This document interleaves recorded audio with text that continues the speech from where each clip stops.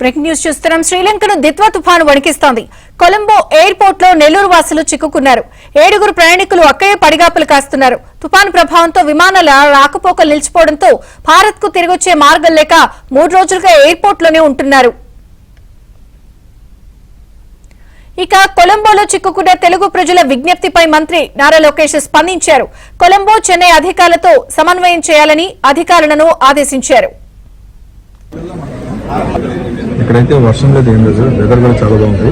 కానీ ఇది కావాలని మేము ఇబ్బంది మొత్తం తప్ప ఇక్కడ అన్నం అడిగినా నీళ్ళు అడిగినా తోచేస్తున్నారు. చాలా ఇంకా దారుణంగా తెచ్చుకుంటున్నారు. ఎంతమంది అంటే చాలా మంది, చాలా ఫ్లైట్లు అన్ని అడిగితే చూడండి. శ్రీలంకను దిత్వా తుఫాను వణికిస్తున్న నేపథ్యంలో కొలంబో ఎయిర్పోర్ట్ లో నెల్లూరు వాసులు చిక్కుకున్నారు. పూర్తి వివరాలు మహేష్ అందిస్తారు. మహేష్, ప్రధానంగా చూస్తే కువైట్ నుంచి చెన్నై రావాల్సిన ఫ్లైట్ లో వీళ్ళంతా కూడా ఎక్కిన్నారు.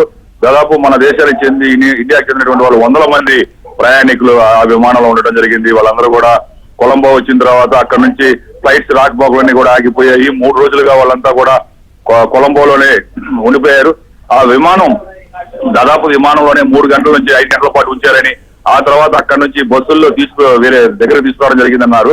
అయితే ఈ బస్సుల్లో కూడా గందరగోళంగా కుక్కుని తీసుకొచ్చారని వాళ్ళంతా వాపోతున్నారు. 3 రోజులుగా ఒక భవనంలో పెడితే అక్కడ కనీసం తినడానికి తిండి లేదు, తాగడానికి వాటర్ లేదని చెప్పి వాపోతున్నారు. జేబుల్లో డబ్బులున్నా, కార్డులున్నా, ఏదున్నా కూడా అక్కడ అవకాశం లేదు. తిండి గాని, ఆహారం గాని, అలాగే వాటర్, కనీసం వాటర్ కూడా దొరికే పరిస్థితి లేదు. వాటర్ దాదాపు 200 రూపాయలు ఒక బాటిల్కి వెచ్చించాల్సి వస్తుంది, అయినా కూడా దొరికే పరిస్థితి లేదంటున్నారు. మరోవైపు ఆహారం కూడా దొరకని పరిస్థితి ఉంది. దీంతో వాళ్ళు అక్కడ ఉన్నటువంటి వాళ్ళు చాలా మంది అందరూ కూడా వాళ్ళందరితో మనం మాట్లాడినప్పుడు నెల్లూరు జిల్లాకు చెందినటువంటి వాళ్ళు దాదాపు 7 మంది అక్కడ ఉన్నారు. వాళ్ళంతా కూడా అలాగే ఇతర ప్రాంతాలు కడప, ఇతర ప్రాంతాలు ఏపీకి చెందినటువంటి వాళ్ళు 100 మంది ఉన్నారు. మొత్తం వీళ్ళందరూ కూడా అటు ఇండియాకి రాలేనటువంటి పరిస్థితి, కొలంబోలో ఉండలేనటువంటి పరిస్థితి. ఎంత డబ్బు ఉన్నా కూడా ఈ రోజు ఆహారానికి వాటన్నిటి కూడా అల్లాడిపోతున్నారు. చాలా మంది బీపీలు, షుగర్లు ఉన్న పేషెంట్లు ఉన్నారు. వాళ్ళైతే కనీసం మా ప్రాణాలైనా మాకు దక్కుతాయా, లేదు ఇక్కడే ఈ కొలంబోలోనే చివరి శాసన అని చెప్పి వాళ్ళు ఆవేదన వ్యక్తం చేస్తూ ఇందాక కొద్దిసేపటి కిందట ఏబిఎన్ ఆంధ్రజ్యోతికి ఫోన్ చేయడం జరిగింది. వాళ్ళు చెప్తున్నటువంటి మాటలు వింటూ ఉంటే ఎంత కఠినాత్మకైనా సరే ఆవేదన గురయ్యే పరిస్థితి. మొత్తం మీద వీళ్ళని తీసుకురావడానికి ఒకవైపు 2 మార్గాలు ఉన్నాయి, జలమార్గం, వాయు మార్గం.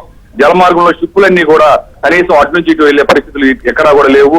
మరోవైపు ఏరోప్లేన్స్ ఎప్పుడు స్టార్ట్ అవుతాయో కూడా తెలియదు. కొలంబో ఎయిర్పోర్ట్ అంతా కూడా వాటర్ లో ఉంది. మరోవైపు చెన్నై కూడా రేపటి నుంచి క్లోజ్ చేస్తామని చెప్పి చెప్తున్నారు. Okay Mahesh, thank you. మేము 26 తేదీ చేసి బెస్ట్ ఆఫీస్ కువైట్ నుంచి ఇక్కడికి వచ్చాము. తీసుకొచ్చిన తర్వాత మమ్మల్ని నుంచి డైరెక్ట్గా తీసుకురాకుండా మక్కల ఎయిర్పోర్ట్ తీసుకొచ్చారు. మక్కల ఎయిర్పోర్ట్ నుంచి అక్కడే ఉండేసి సాయంత్రం బస్సు పెట్టి మా దగ్గర మేమే తీసుకొని ఆ నుంచి బస్సుకు వచ్చిన తర్వాత ఇక్కడ వదిలేసి మమ్మల్ని కొలంబోలో. అప్పటి నుంచి మాకు దిగిన నుంచి కానీ అన్నం కానీ నీళ్ళు కానీ ఏమి లేకుండా మమ్మల్ని ఇబ్బంది పెడుతున్నారు. ఈవెన్ వాటర్ అయితే కూడా వాటర్ లేదు, సెక్యూరిటీ పిలుస్తామని అన్నారు. చాలా వరస్ట్గా మమ్మల్ని రిసీవ్ చేస్తున్నారు. ఇక్కడ నా దగ్గర వచ్చేసి ఇండియన్ కరెన్సీ కూడా ఇక్కడ తీసుకోవాలి, ఫుడ్ కూడా కోవిడ్ క్లాస్ కూడా తీసుకుంటారు. వాళ్ళ కార్డ్స్ పై చెప్పడం మన దగ్గర కార్డు హాస్పిటల్ చేస్తాం, మన దగ్గర లేదు. చాలా ఇబ్బంది పడుతున్నారు. చాలా మంది చేస్తారు, గొడవ చేస్తారు.